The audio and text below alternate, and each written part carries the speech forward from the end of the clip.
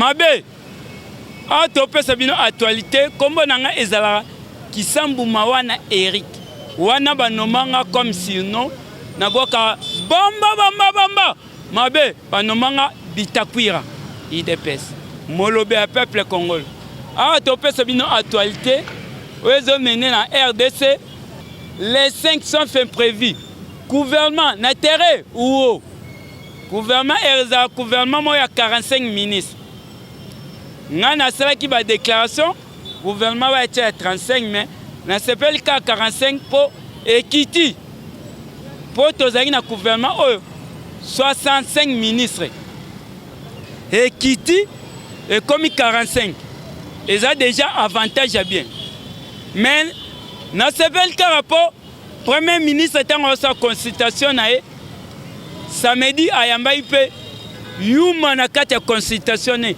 elingolo banini ba entreprise nyonso ya l'état ne privé ba resalango enquête to ça effort mais na niveau nyonso tina ba entreprise tina ba chef de quartier to ko sala eloko wana gouvernement tango ezobima les 18 sauf imprévu ba installons le parlement. Les 25 sont faits prévus. Conseil des ministres Koti. Pourtant, et Salango, Barozoatan, Babimsa, Cabinet, la Bango, Makamwe Bele, Baotik, la Bango, Tamba, bon, il s'appelle un bureau. Ce qui va bandi, Wana, Simba Motema Toleka, Bobo Sanate, chef de l'État, le Baki, décision, Nyoso et Rezoan Mboka, Barozoan, le Conseil des ministres. Yangon Romona. Ceux qui basent dans le conseil des ministres, bamba, mabe, décision Erebima Liboso, Barosa Hyundai, Naba Congo, Power ya banane, Basson Naba Congo, chemin de fer, et ça Naba Congo, Barosa décision place wana, Barosa l'appelle Isusu, na 15e miri, montage ya Mercedes, Barodopta on a conseil des ministres. Biloko etc. Biloko rezale belé. Soke siliwana lobby sans fin prévu. Président Arozana Fikine. Pour Atia Pierre Baba Narotonga Ponani. Numéro 1 représentant. Numéro 1 ya FIFA Azaki Ao. Pona makambo ya francophonie. Ba génial so e salama. Et Seigneur bana babeta pe balé. Il y a classe, ba pays na pays et ya, ba beta bale, ba sa l'école, il y a foot, et ça la ba sa peu ba terrain. Et on présent à Kobandango déjà kotia. Kalaming tepe a okitaba ndundu, pour akende tia Pierre Kuna, pour na chemin de fer. Masolo et ça ma kitoko, bomba, mabe. Awa tango batu bazolela transport yango wana ebimi na nzela transport 500 francs tozo futa yango ezosala musala mais awa transport etikalaki eye déjà 110 ezaki na nzela fonde ekoma boye esila papa masolo ezokende kitoko ku consonner azolemba te bazoloba présent azoviole lelo nso alakisi bango baolakisa biso place moko présent violette na cour constitutionnelle atangi lolo ordonnance ya chef de l'état pona bagarde présidentielle bakoro batela abi sénateur en vie akoroza na bagarde présidentielle te la police na ordonnance wana pexie elakisi elobi chef de l'état babatela ka na garde présidentielle na famille politique na famille na ye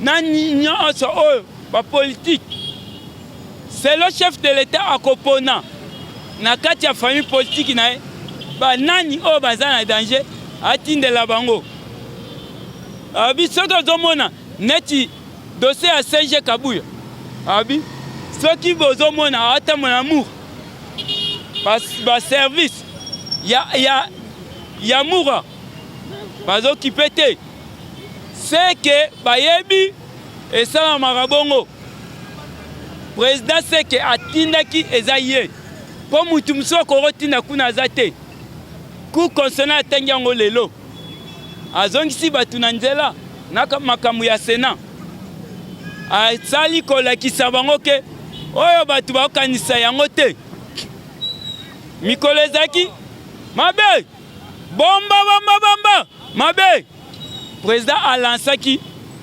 enquête mpo na liwa oyo ya ambassadeur liwa wana tolobi muyibi azala 99 jours mais jour moko eza kolo nango nzambe na peuple congolais eloko asali yango nde futi comité international awa na minito enquête au chef de l'état lobi asala déjà bakanyi colonel mukwa taselemba we uo aza awa fo basambisa ye ambassadeur wana kufa ndeni ye mpe akendaki na libulu ya minere azalaki mpe na bis na jeep na ye na minduki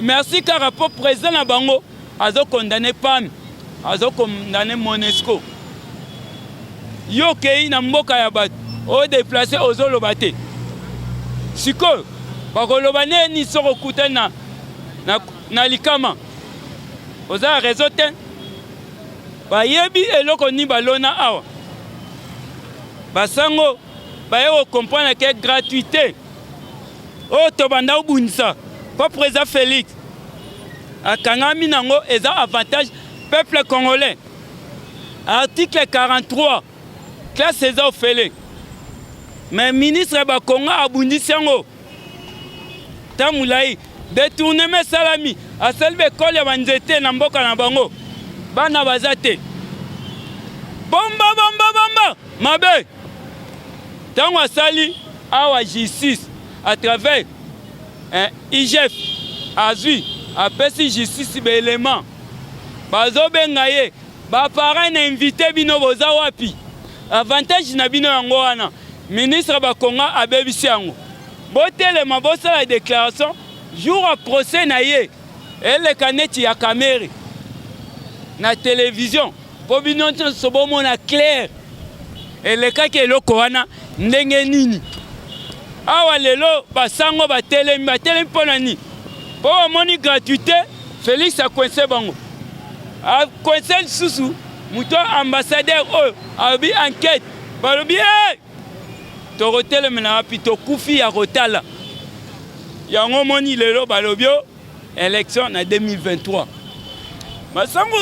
basango boyobosa totamboli na bino elongo bosali ene mpo na chef de l'état bosali ye tout mais lelo oyo bokoki kokweyisa te bomba mabe bokoki kokweyisa te fo boloba conséquence oyo peuple ajuwaka na mboka oyo banda 18 ans aza na retard kolia retard ya kotanga retard ya raisonnement retard ya kobala neti bino ozala na bino wakisita biso batinda biso mpo tobota retard ya nyonso wana fo boloba avant tokende élection chef de l'état fo sala tout peuple alia azwa musala tokesi ko na recensement mpo carte identification tozongo série ya Mobutu boboyi tolobi basango mukwa tasalamba we uo oyo amoni aza makasi aya na Congo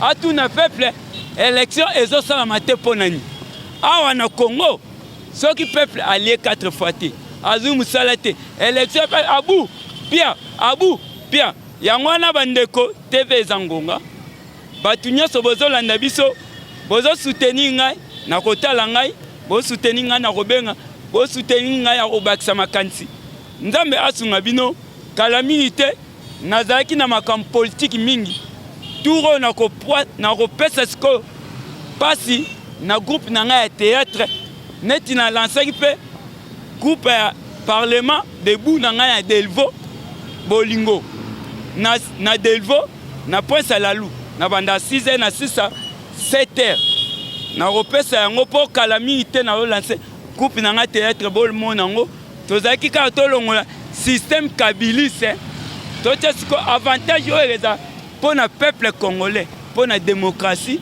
tobundela on a état de droit yango moni pas fati soko bebisi na union sacrée ezaka selemba we mukwa ta selemba we wo bandeko bobosa numéro de téléphone plus 243 85 44 97 72 7 nasu plus 243 85 44 97 72 7 nasu bomba mabe na ofese ba FARDC kuna na ese musala ba osala pona kolongola ba groupe ya ba rebelle ba salango recensement eza 126 groupe rebelle awa mikolere ya royoka mukwa ta selema we wo bomba mabe. Oui, très chers compatriotes, Banamboka, merci de tous n'avons pas eu l'occasion de kolanda ngai na mokolo ya lelo. Nazali invité na kata chaîne oyo boza kolanda précisément na Canada na pesi mbote mingi na vie na ngai Julien Mayele Piga lipasa ya Gabi Mbo Mayele. En tout cas un grand combattant IDPS tozane ba bisika oyo na kati kuna na parlement debout ya Bongolo ya Victoire na Bayaga vraiment lelo na Canada vie Piga mbote na mingi. Pe cousin na ngai ya Emmanuel Bokole Mompongo mbote mingi na semeki na ngai madame Mompongo jambo sana na furahi kusalimia Mungu akubariki. Alors sujet yali plus batu baza komituna ancien président 4e président de la République démocratique du Congo Joseph Kabila Kabange actuellement azali situé place nini nde batu baza komituna azali na Kinshasa précisément na GLM akiti Kingakati akoti na Katanga akia kofanda na mboko na nini site na ye Kamasha. Mais tout d'un coup batu basutuka ke akomi na Asie précisément na mboka na nini ville ya Dubaï akomaki kuna bon il paraît que ça n'a pas tenu et alors est-ce que les gens se demandent azongi awa azawapi o azaboye même nous na yoki mutumo azolobake actuellement azana Vietnam neto yoki azana Vietnam pour Vietnam bezali l'un des pays membres de la francophonie pour les pays francophones Vietnam wana est-il que azakuna bon neto zolobaka par-ci par-là akomi ko banga ko fanda il se sent en insécurité ba géant nyonso bazalaki autour na ye ba longoli bango neti na Kingakati batie ba policier eleki samedi oyo ya le 20 oui le 20 jour ba di ko déloger ba géant nyonso na Kingakati po batia ke ba élément ya la police ba force de l'ordre. Alors à partir de wana maintenant kuna GLM est-il que ça ba policier baza kuna na range wana ya GLM poza et le point très vaste. Et là range munene, il y a que des policiers qui sont là. Alors baza bien équipés dans l'état congolais. Alors les gens se posent la question que sénateur à vie, l'ancien président Joseph Kabila Kabange aza wapi. Alors les gens maintenant se demandent, il y a qui Dubaï et Simbite, va plaider pour naïe que et paraît-il à Zobanga que Bakangaya qui est de ces pays, n'est même à 10 ans, n'est pas Laurent Gbagbo, Bazalaki Kuna, n'est pas de belé au Basala politique, Bazakuna, il n'y a pas de banga yango est-il que il y a qui Dubaï, bon, tout le monde le bac est contrôler par compte naïe, au Zakuna, tout un tas d'histoires. Yango tozako kolobake et kozala malamu kozala na kimia. Tu peux avoir beaucoup d'argent mais chose na kimia te etina nango ezate. Tu peux avoir beaucoup d'argent mais si la réputation elle est mauvaise cela vaut à rien. Même le lobby la réputation vient mieux la réputation mieux vaut que l'or et l'argent. Alors dans le jour où Ezakoya, et Siganini, sénateur à vie Joseph Kabila Kabange, Azali, logé actuellement. To continue l'actualité, Moussoussou, to monaki, moi Namboka, Jean-Michel Sama Lukonde, a même consulté Batou pour le gouvernement, eux allaient d'ici là, et le mois de la femme. Alors, Batou, mais au 5 ans, comme il y a moins de la femme, que si la paix peut ça va basi ba emploi pour aller moi na bango gouvernement bimana sans ça bango l'un de ces 4 matins introduit par gouvernement et puis nenge nkumu ya mboka Félix Antoine Tshisekedi Tshilombo Lobaki na date ya dimanche le 6 décembre mokolo c'est là ko boma likambuya FCK au peuple asengaki parce qu'il obéit à son peuple yazali moumbu ya peuple alors à ça il faut demander à peuple à Lobaki il ne faut pas tailler le gouvernement, il y a un nombre, il y a 66 éléments. Non. Et comme il a fait 36 à 37 éléments, d'abord, dans le ministère, il y a décentralisation pour intégrer dans le ministère intérieur. Il y a un moment qui est pour couper l'air, les mêmes jours, boulot et puis,